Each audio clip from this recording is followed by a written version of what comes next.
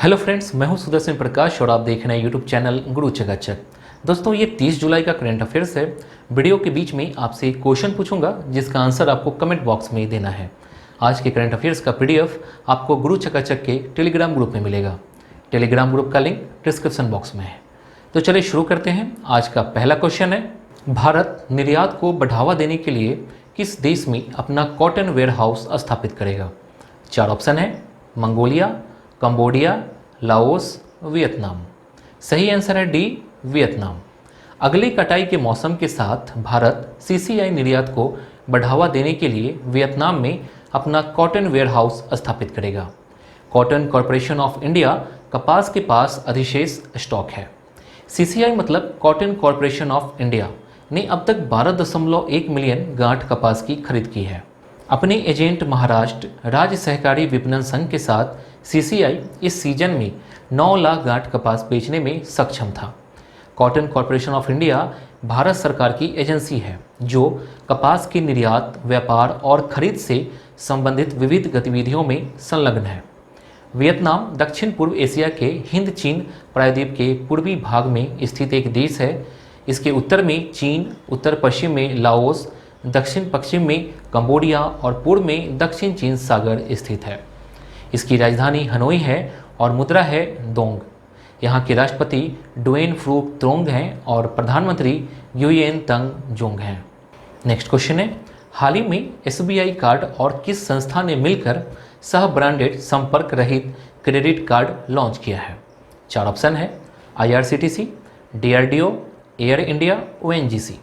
सही आंसर है ए, IRCTC. IRCTC मतलब Indian railway catering and tourism corporation और एसबीआई कार्ड द्वारा रूपे प्लेटफॉर्म पर एक नया सह ब्रांडेड संपर्क रहित क्रेडिट कार्ड लॉन्च किया गया है। इस नए कार्ड को रेल यात्रियों के लिए एक सुरक्षित, सुविधाजनक और बेहतर यात्रा अनुभव प्रदान करने के उद्देश्य से लॉन्च किया गया है। इस कार्ड का लॉन्च केंद्रीय रेल और वाणिज्य और उद्योग मंत्री पीयूष गोयल ने किया। यह नया रूपे क्रेडिट कार्ड NFC मतलब नियर फील्ड कम्युनिकेशन तकनीक से लैस है, जो उपयोगकर्ताओं को POS मशीनों पर स्वाइप करने के बजाय मशीनों पर कार्ड ट्रैप करके अपने लेन देन को पूरा करने में सक्षम बनाएगा। IRCTC की स्थापना 27 सितंबर 1999 को हुआ था और इसका हेडक्वार्टर है नई दिल्ली। SBI के चेयरपर्सन है रजनीश कुमार। इसका हेडक्वार्टर है मुंबई और SBI कार्ड का हेडक्वार्टर है नई दिल्ली। नेक्स्ट क्वेश्चन है, हाल ही में किस संगठन ने डॉक्टर अब्दुल कलाम के सम्मान में डेयर टू ड्रीम 2.0 चैलेंज शुरू की है? 4 ऑप्शन है, डीआरडीओ, इसरो, CSIR, DRDL। सही आंसर है ए, डीआरडीओ।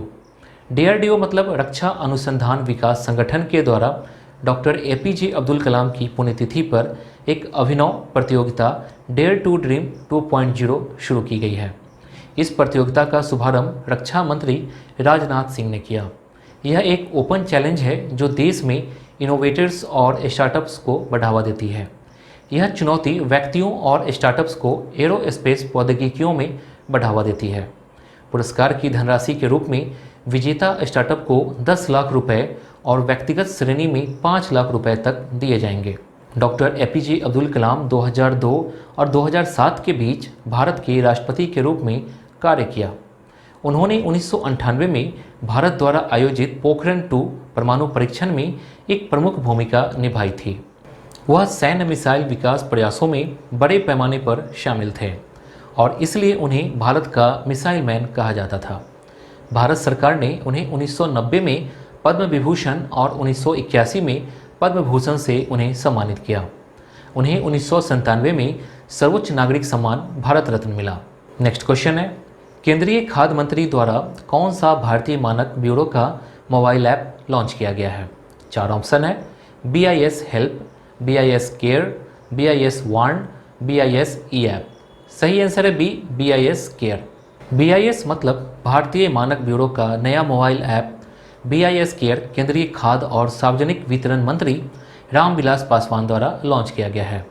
इसके अलावा मंत्री ने उपभोक्ताओं के लिए 3 पोर्टलों मानकीकरण, अनुरूपता आकलन तथा eBIS की प्रशिक्षण का भी शुभारंभ किया है।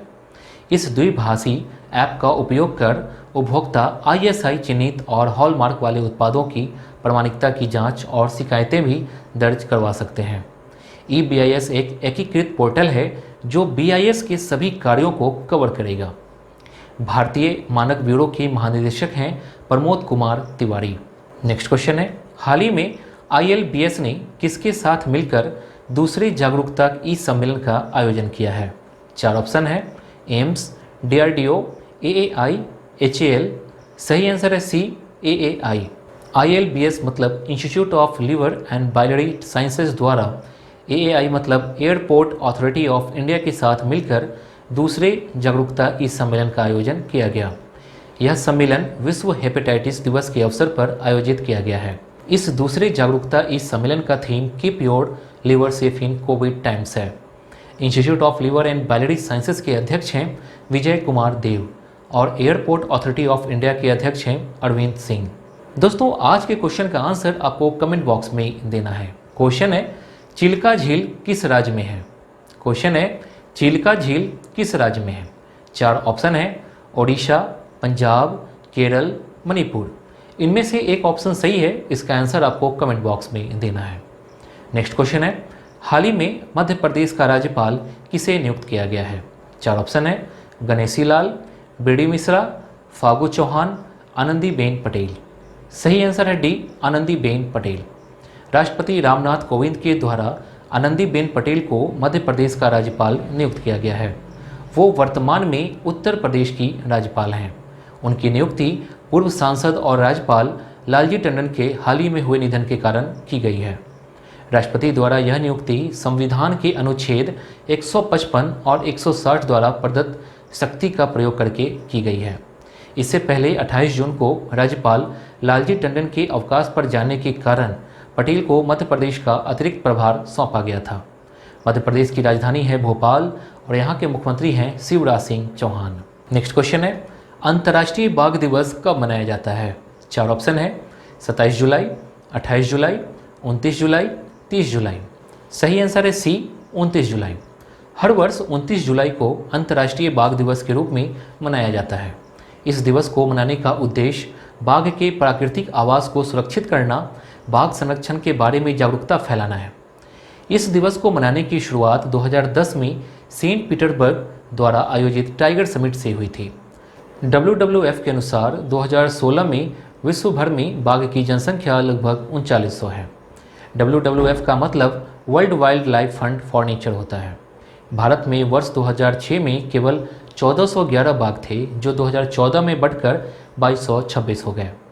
प्रधानमंत्री मोदी ने दिल्ली में अंतर्राष्ट्रीय बाघ दिवस पर ऑल इंडिया टाइगर एस्टिमेशन 2018 जारी किया है। नए आंकड़ों के अनुसार देश में बाघों की संख्या 2967 पहुंच गई है। भारत में प्रत्येक 4 वर्ष बाद बाघ की गणना की जाती है। World wild life for nature एक अंतर्राष्ट्रीय गैर सरकारी संगठन है। यह संगठन वन्य जीवों के संरक्षण के लिए कार्य करता है। इसकी स्थापना 29 अप्रैल 1961 को की गई थी।